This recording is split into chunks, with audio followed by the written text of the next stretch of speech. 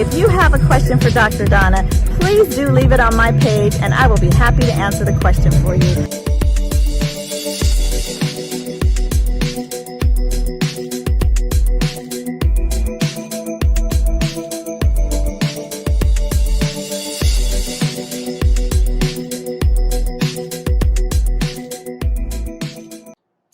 Hi, welcome to another episode of Talking with Dr. Donna. I'm your host, Dr. Donna White-Carey, and today I'm excited to have my friend with me, Dr. Kim Rhoads, for an episode of Let Your Light Shine. As you know, here on Talking with Dr. Donna, you have an appointment every Thursday at 6:30 with your doctor. And our focus is on building a generational health network. That's a network of people like Dr. Rhoads who share the common desire to make sure that there is health in our community, that from generation to generation, starting with you, we are passing along good health. We're focusing in on our mental and emotional health, our physical health, our spiritual health, and our environmental health. I truly believe if we focus in on those 4 pillars of health, that we will end this premature cycle of premature death in the African American community. So that's our goal, that's our focus here on Talking with Dr. Donna. And today, our episode is Let Your Light Shine! Woo! And today we are shining light on Dr. Kim Rhoads and the fabulous work that she does. Dr. Kim Rhoads is the Associate Director of Community Engagement at UCSF and the founder of UMOJA Health. We're going to shine a light, y'all, on UMOJA Health today. So, Dr. Kim, thank you for being with me today. Well, thank you for having me. I'm really honored to have been invited. All right, awesome. So, let's talk about UMOJA Health. What is UMOJA Health? Wow, what is UMOJA Health? So what I like to say is that we are not an organization, we are a method. And what we're trying to do with this method is make sure that we elevate the community voices and bring them together with institutional stakeholders to try to hold them to accountability for the public health. So we work with public health departments, we work with academic institutions, we work with the local clinics, and we bring them together in weekly meetings to talk about what's going on with COVID in whatever county it is that we're working in, because we work across 3 different counties in the Bay Area. Wow. So how did you even come up with the idea of this method of UMOJA Health, and what was it like trying to get it off the ground? So actually, UMOJA means unity in Swahili, which you probably already know, and it's a play on the concept of united in health. United in Health was an idea, again, a method of bringing COVID services, initially testing, into communities that would otherwise not have access, but that had high rates of infection and low access to testing. That's a bad combination. Right. And that started at UCSF. It started in the Latino community in the Mission. It then migrated to Bayview, Hunters Point, and Sunnydale, the southeast sector where the African American community lives largely in San Francisco.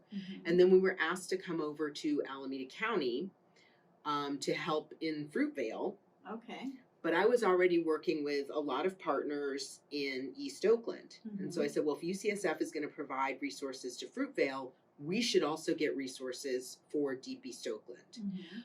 And the community partners that came together at that time picked the name UMOJA Health. Oh, cool. That's awesome. Yeah. So what does UMOJA Health do?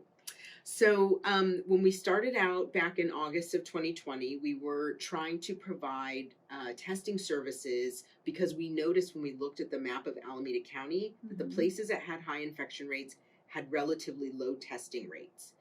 We also noticed that the places that had low infection rates were the places where the most testing was being deployed.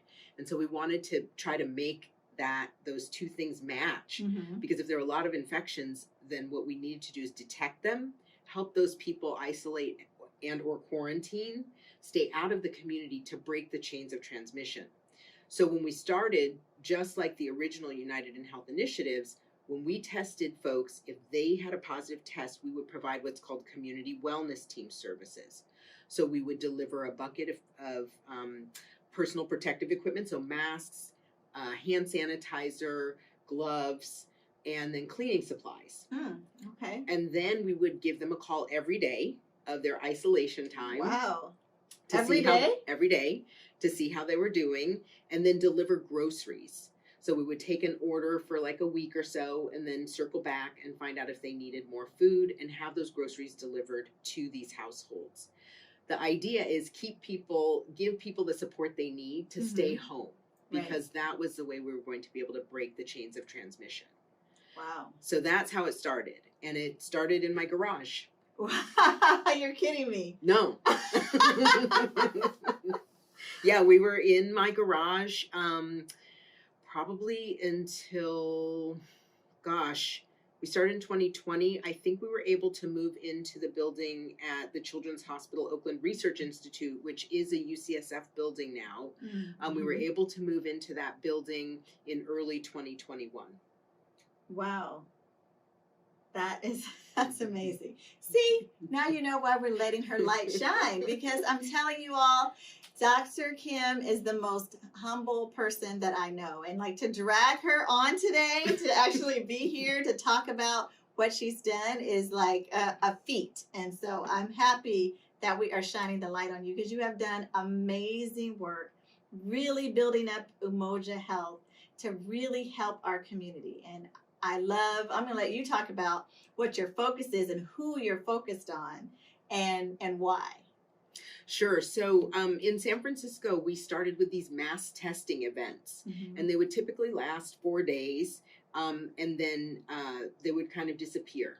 And we had originally planned in August to do something similar at the Eastmont Mall, but then the fire started. I don't know if you remember when the day you woke up and the sky was orange. Yes, right. So we said, in my thinking, why would we bring people out to test in dangerous air quality conditions? Especially when, as an academic institution, we would document where the asthma is, and we would say, oh, that's really bad here. But then say, come on out into the bad air quality to get a test. So we had to cancel, and that was really disappointing. And I just thought to myself, we're canceling for a reason, because maybe we're not taking the right approach. So we started to look at the demographics of Deep East Oakland, and especially around the Eastmont Mall.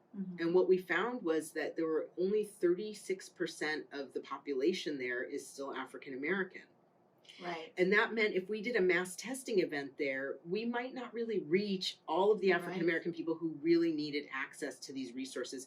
And just think back, remember, this was a time when it was hard to get a test. You had to have certain qualifications. You had to have an appointment. You had to use a computer, and you maybe had to drive. I mean, there were all these restrictions on it. We wanted to make it really no barrier. And we wanted to make sure that the services reached the people who really needed it. So we backed up a little bit. We looked at the map of Oakland, and we said, where do the African American people live? And what we discovered was, just like our history in this country as slaves, we get here, we get dispersed, right? They move us and separate us apart from each other. So what we could see was that there were pockets, and that if we only were in Deep East Oakland, we would miss West Oakland. So we started to, with our partners, work on going to places where African American people were already going to gather anyway, or where in the census tract there was more than 40% African American population, so that we could really target our services. And then as we had the weekly meetings, we would always ask, what percent of our services made it to the African American community? And that's always been our benchmark. So we started doing pop-ups, and we were the first, I think, in September of 2020, September 6th, on the same day that the Acoma Market opened in Liberation Park in East Oakland. We had our first pop-up COVID testing site, which was exciting because Alameda County had not had any pop-ups. There were no pop-up services at the time. And now when you look around, everybody's popping up. It's all about pop-ups, which is great, because you can go where the people are and really meet them where they are, and bring the resources to them, and not expect them to try to get to us in order to get resources to maintain the public health. So once vaccines came, the public health department was able to see that we, in our testing efforts, were able to reach, I think we were at 51% African American people used our resources. And what we really noticed was that the bulk of them had never tested before. They were first-time testers. Wow. Which means that our partnerships were really effective in bringing out people who would otherwise have not have even been engaged. Right. Right. And so because they saw that we had this broad reach, the coalition started getting bigger, lots of faith-based organizations, community-based organizations, elected officials, everybody was coming to the table. The county gave us, as a group of community partners, our own vaccine allocation. Right. And said, we know that you're going to be able to reach the right people. So we use the same model. We continue to test when we vaccinate. We always do those two things together, which is also unique because most of the county vaccination sites aren't offering testing. Right. And we still use the community wellness team model to try to take care of our folks when they test positive. Awesome. So UMOJA Health has been phenomenal in really helping to get testing and vaccines into the African American community. But here we are, almost 2 years later, and we're kind of back where we were in the beginning, where we're trying to test, and now we're trying to get booster shots, and still folks may not have even had their first series of vaccines. So what do you think about all that? What's your thoughts? Well, I mean, I think we're all aware of the historical underpinnings of people having questions or feeling a little suspicious about these vaccines. And so we have been very understanding of the idea that it's not going to be instantaneous and that we have to keep showing up over and over again. And we have to keep welcoming people onto our sites. When people come to test and they haven't been vaccinated, we give them lots of information. We answer questions. And what we're trying to do is build relationship. And the reason that I think that underscores why the coalition is so important, because often the location where we're testing or vaccinating is a host site of one of our partners. So they've welcomed us onto their site. That helps us build relationships. And I think it's through relationships and people feeling like someone actually cares. We're the group that vaccinated me was not just here to give me a shot and disappear. We're here, and what I think we've figured out is that this coalition needs to stay together over the long term, right, for other things. And what we've realized is that this could be used for cancer screening, this could be used for diabetes care, this could be used for a number of chronic diseases. And because people trust us, we have the opportunity to start talking about some other things. Yeah, I agree, because UMOJA True Vine Ministries has hosted UMOJA on site. And one of the things that I always hear when people later on will say, you know, I might overhear them talking to someone who they're encouraging to get a test or to get a vaccine. They're like, oh, I did it at True Vine. Oh, you know, True Vine, you know, they're down for us. So you can come get it at True Vine.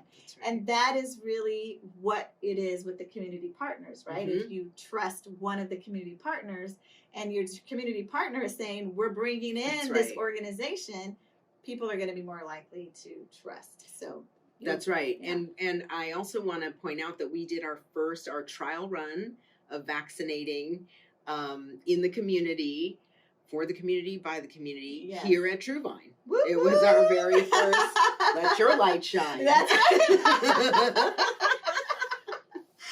right. That's right. That was so amazing, because 1 week we were like, oh, let's try it. Let's see how this is going to work. And then like the pandemic blew up. It did. It did. Yeah. But we had then laid the groundwork because in True Vine had the FEMA, the federal government brought the vaccines in. And so I think that that the pop-up model that the county had seen us deploy made them recognize that if FEMA was really going to reach our community, that they needed to be popping up in places, right? So coming here, I think we went on the original tour when they opened the Coliseum. Yeah. We recommended that they have more than 2 of the FEMA trailers, right? That's right, yeah. And so there were multiple FEMA trailers all around Oakland with that same concept of you need to take the resources to the people. And when you do that, you can't just come as FEMA. You have to come as FEMA in partnership with who the people already trust. Right, right. So I want to circle back as one of my final questions, because I know in the African American community, I call it justified distrust. Oh, yeah. It's justified that we are not immediately the first ones in line to get the vaccine or to get a test because of the historical racism that has happened. But on the flip side of that, when you work in an institution like UCSF, and there's always data, right? You're wanting to collect data. And a lot in the community don't maybe appreciate that or understand the importance of it. But you gave examples of the importance of having that data, because it helps you to determine where to start some of those pop-ups. So talk a little bit about data, the importance of data, and why, if you come to an UMOJA site, there's questions that are asked that may have nothing to do necessarily with the vaccine or coronavirus, but it's for a purpose. It's not just to be nosy, right? It's for a purpose that you use later on. So can you talk a little bit about that? Sure. In my role as Associate Director for Community Engagement in cancer, what I really recognized is that often institutions, and academic institutions in particular, are what we call extractive. We come into a community, we collect data, we leave. Right. The community that generated that data never gets to see the data ever again. Right. They may not read the paper that gets published as a result of that data. Right. And for me, that doesn't sit right. That's uncomfortable. And I think it's part of what's wrong with the relationship between academic institutions and community. So for the purposes of UMOJA Health, we started off right off the bat, we're not here to write a paper. And there have been papers written by other people. I need folks to understand that our goal is not to write a paper and boost our careers off of the work that's being done. So the data that we do collect on site, we feed it back in a weekly meeting. So every week when we get together, we say, who did we serve? The first question is, what % African American was served? And what I love about that is what I started to see happen with our volunteers who are really from the community is, at the beginning of a pop-up, they would run up and say, the numbers look good. And I knew exactly what they were talking about. And the fact that they cared about those numbers was more important to me than publishing a paper. The second way that we use, so that's one way we use data, is to make sure we're reaching the community that we know on the map is not being reached, is not being served, maybe has high rates of infection. For vaccination, what we know about the vaccine is it reduces the chance of dying. Right. So when the vaccines came on board, we started using different data. We said, let's look at a different data point. The data point we're going to look at is called the case fatality rate. What does that mean? The case fatality rate is, if you get COVID, what are your chances of dying from COVID? Right. And when we looked at that in Alameda County, the highest case fatality rate was in African American men. And for women, African American women had the second highest case fatality rate. So we taught the community about a new data point. We said, we need to talk about, what is your risk of dying? Because we're only talking about, do you get it? Are you getting it? Right? Who's infected? And we were telling a narrative about the Black and brown community, and everybody was lumped together. But when we pulled it apart, what we could see was that in the Latino community, where the rates were really high, the death rate, the case fatality rate, the chances of dying if you got COVID was much lower than it was for African American people. And the ultimate goal here, as you started when you opened the show, is about reducing premature death. Right. And so we brought that data point into the conversation so that people could really focus on who needs the vaccine. Because the vaccine is trying to keep you from dying. So that helped us really promote the idea that the vaccine is well aligned with the experience of Black people who get COVID. Right. That's where we're going to have an opportunity to reduce that death rate, is by vaccinating. So we use data to motivate our actions, right? To say, where do we need to be and what do we need to be doing? I love that. I love that. I love that. We try to be intentional. That's right. I love it. So, Dr. Kim Rhoads, founder of UMOJA Health. This is our Let Your Light Shine episode. How do you let your light shine? I think if you asked my family, they would say that I let my light shine up in my office at home. I'm constantly working. But the things that I do for pleasure, and I don't know who else enjoys it, but I feel like my light's shining while I'm doing it. I play drums. I play a full drum kit with sticks. Wow. I have floor toms and a crash and a ride cymbal and a cowbell. And I really, it makes me very happy. And while I'm doing it, sometimes I break out into laughter. Because I know I'm driving everybody else upstairs crazy. And it also helps me to think about, what are the next moves? What should we be doing? Where do we need to focus? It helps me clear my mind so that whatever messages are that I'm supposed to receive, that I can receive them. Yeah. That's great. That's great. I'm going to have to come over and hear you play your drums. How embarrassing. I joke that I'm going to have a band called the Moms, MOMZ. Oh. And I'll be the drummer. I love it. I love it. Well, if I ever brush off my alto sax, I could come be your horn section. That would be fun. Well, thank you for being here on Talking with Dr. Donna, and especially for being such a great ambassador and advocate for the Black community. So thank you. Thank you for watching another episode of Talking with Dr. Donna. Again, you have an appointment every Thursday at 6:30 p.m. with your doctor. Remember that right now it is important for you to continue to mask, the right mask, a good fit and good filtration. It's important for you to get vaccinated if you're not already vaccinated. And if you are vaccinated, to get your booster shot. And to social distance. Now, I should say this because you're all probably looking at us like, wait a minute, they're sitting next to each other. They don't have their masks off. Let me tell you, Dr. Kim made sure that we did a rapid test. And that it was negative before we took our masks off. So we're both boosted, vaccinated, boosted, and we were tested prior to this episode. So we can sit here for a little bit with our masks off. Again, thank you for watching. Remember, our goal is to build generational health to end the cycle of premature death in the African American community. Don't forget, our food of the month in January is apples. So every month we have a food of the month, and our food this month is apples. We encourage people to eat an apple a day to keep the doctor away, except on Thursdays at 6:30.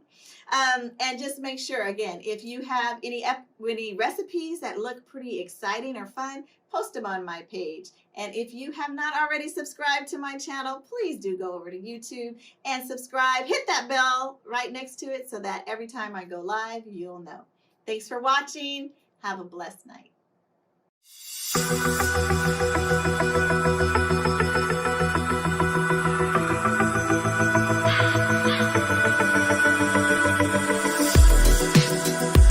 If you have a question for Dr. Donna, please do leave it on my page and I will be happy to answer the question for you.